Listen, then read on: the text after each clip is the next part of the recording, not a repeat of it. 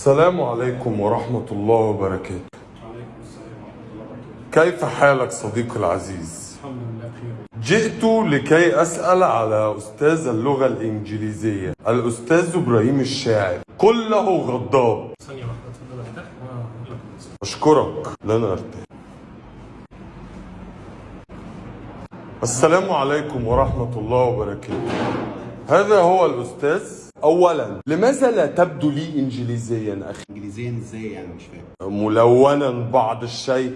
لا، هو انا مدرس انجليش، مش انا نفسي انجليزي، انا مدرس انجليزي، مش انا من انجلترا يعني. كنت أتوقع أن أرى عينان زرقاوتان أو شعر أشقر. حضرتك عايز ايه؟ لي صديق يسمى البعطيطي. بعطيتي؟ نعم، ابنه اسمه العالق البعطيطي. إنه طالب عادي لكنه يعاني من بعض المشاكل في اللغة الإنجليزية أخي. اللي هي ايه بقى؟ مشاكل بسيطة، إنه يكتب الإنجليزية من اليمين إلى اليسار. اه عارفه ده. عارفه. وهناك مشكلة أخرى، إنه يضع تشكيلا للكلمات الإنجليزية. بيحط فتحه وضمه وكسره نعم أخي.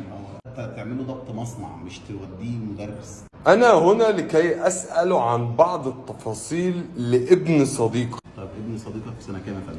الصف الثالث الثانوي. طيب تمام، احنا الحجز بدأ بتاع أعتذر. فهل تسمح لي أن أصورك كي يتأكد أخي أنه يحبك كثيرا؟ السوشيال ميديا مليانه الفيديوهات بتاعتي وارقام التواصل، ويقدر يتواصل مع الاسيستنت. إذا ليس لديك مانع.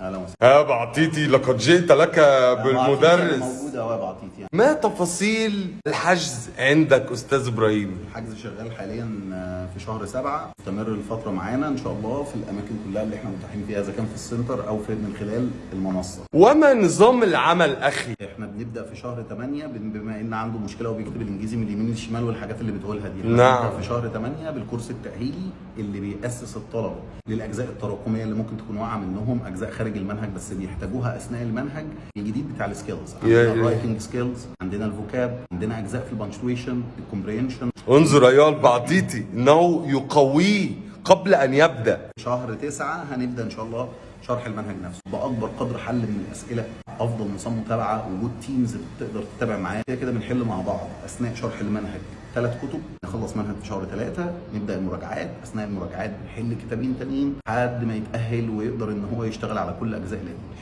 العالق ليس لديه حجة لكي يسقط مرة أخرى. هو سقط قبل كده؟ 4 مرات أخي. الطالب اللي جاي لنا احنا يهمنا ان هو مستواه كويس، مستواه عالي، بس حتى لو مستواه متوسط او منخفض لو هينفذ اللي هنقوله ينور ان شاء الله. ما اعرفش استاذ بعطيتي ظروفه الماديه ايه، بس اي حد عنده اي مشكله ماديه لا يمكن يكون الجانب المادي عائق ما بين الطالب وما بين التعليم. نورنا وملهوش دعوه يعني. جزاك الله كل خير أخي. نورنا وملهوش دعوه. طيب بالنسبه انك عرفت كل التفاصيل بقى، ممكن تتفضل حضرتك دلوقتي مع الاسيستنت تحجز دلوقتي علشان تختار الميعاد المناسب ليه، لان كمان الطلبه هي اللي بتختار المواعيد المناسبه ليها حاليا. ماذا بك صديقي؟ أحببت الجلوس معك. Speak in a proper way.